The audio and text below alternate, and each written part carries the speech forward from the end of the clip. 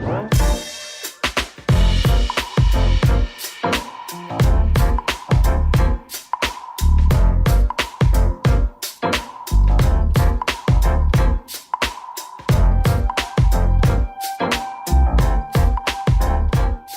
fantastic guy right here, Chris Hunter, the co-founder and CEO of Koia. Chris, how are you? Great, how are you? Great, great. Thanks so much for joining us. So Koia is a plant-based protein beverage. It's made with almond milk and a proprietary blend of plant-based proteins. Really, really tasty product, really great branding, and awarded a Best New Product of 2016 by BevNET. So congratulations on that. Yeah, thank you. I appreciate it. Yeah. So as I mentioned, it's a protein drink, first and foremost. But before I say that, I guess I should ask you: is that how you're positioning it? Is that the consumer base that you're targeting? Protein drinkers or protein drink consumers? Yeah. I think I look at it in terms of occasions, right? So we look at it in terms of it could be a meal replacement. It could be a functional beverage, just a meal accompaniment, or it could be a post-workout typical protein drink. So we categorize it a little bit more in the functional beverage set, and the function just happens to be that it's protein. Okay. We did a profile on Koia, I want to say about a week and a half ago or so, and it was really interesting to hear about the development of the product and then your involvement. You came on as a co-founder and CEO a little after the actual launch of the brand. You came from a very distinct background, having been a founder or a co-creator of Four Loko, worked in other very fast-growing alcoholic beverage brands. What do you feel like you brought to the table to this company? So for me, just personally, this was a really good fit in terms of my lifestyle. And what I think I brought to the team was experience scaling a product. I mean, Dustin and Maya, the original founders, did a phenomenal job creating this product, formulating something, as you mentioned, that tastes really good, and the nutritional panel is phenomenal. What they hadn't done before is something I had done a few times, which was take a brand from early stages and maybe just a few locations to a national and hopefully an international brand. So I think that's what we're positioned to do with this product, and hopefully my experience helps accelerate that. Yeah, well, you're off to a good start with distribution nationally at Whole Foods. How long is that exclusive deal for? That exclusive deal just ended. It just ended? Yeah. Okay, so you're free to go wherever you want at this point. We're free to go. Okay, so what's next for distribution? So we're going to continue to try to expand through the natural channel. Okay. Unfortunately, with December, I don't think it's the prime time for new retail locations to bring your product on, but we'll continue to focus on expanding throughout Whole Foods. We were in a majority of, but not all of the stores.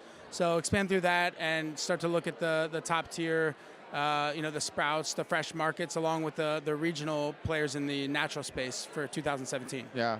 Now, where is it merchandised? On what kind of shelf and against what next to what kind of beverages is it merchandised? Yeah, so we typically find it in the functional beverage set, adjacent to products like Suja, Forager, things like that. Occasionally we find it off in a cold brew coffee set, but ideally in that functional beverage set is where the product belongs. Interesting, cold brew coffee, huh? Yeah, kind of a nice accompaniment, nice pair. When we talked earlier, you had mentioned that you have some flavor extensions that might be coming out in 2017. Is the cold brew coffee in the works, perhaps? Can't really elaborate too much right now. We're looking at 2-3 flavor extensions, and we're also in the works on a line extension that's similar space and kind of sales proposition, but different enough that I think it'll raise some eyebrows. Yeah. Now you're at BevNet Live, mostly focused, actually almost entirely focused on non-alcoholic beverages.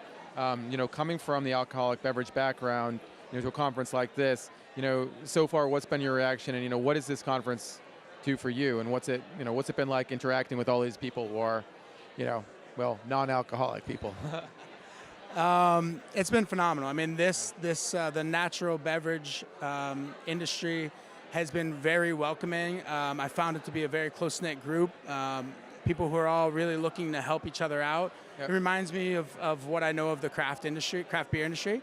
Everyone seems to want to help each other out, and I get that feel here too. So it's been great. It's been really welcoming.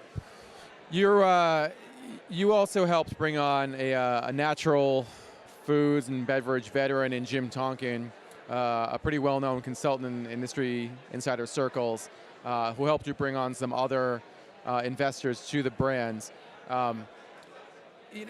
sometimes people are wary of working with consultants and working with people who, have had a long time and a sort of a legacy kind of person in the industry. But it seems to have worked really well for you guys. How did you find the right fit, and how did you end up, how does that relationship work and work really well? So Jim was brought on before I was involved. Okay. Dustin and Maya found Jim at Expo West and really started to work with him. And Jim brought a lot of the key players to the party early on in terms of investors, bringing the right people around the table. I think to answer your question about how does that work, I mean, it depends on what your goal is, right? Our goal is to grow this company, to make this product widely available, and I think there's no point in recreating the wheel, right? Right. So if you find the right fit and people who have been there and done that, why not learn from them? So that's kind of our mentality, and it's worked so far. I mean, we've been able to bypass some hurdles and some obstacles that we may otherwise have not. A great example is Bill Weiland has been a great supporter from President Sales and Marketing. Mm-hmm. I don't think that the national approval in Whole Foods would have been likely without his support. Besides Bill Weiland and Jim Tonkin, you also have an investor and advisor in Mark Rampolla, the founder of Zico, now the managing partner of a private equity firm that focuses on plant-based protein, Power Plant Ventures. It's interesting to see, the amount of interest at this point for plant-based beverages, and especially for plant-based protein. Has it reached this level of this sort of critical mass for plant-based protein at this point where it really is an ingredient that is going to be widely accessible and widely embraced by consumers?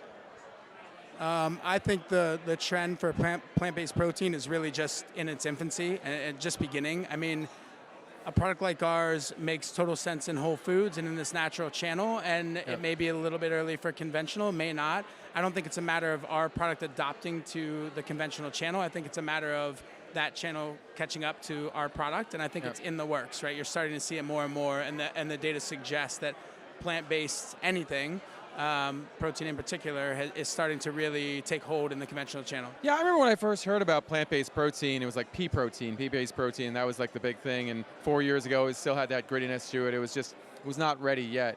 But now it's like, there's so many different options. You don't even have to use peas. You can use pumpkin, chia. Right. What your proprietary blend is made of pea? Our proprietary blend is made of brown rice, pea, and hemp.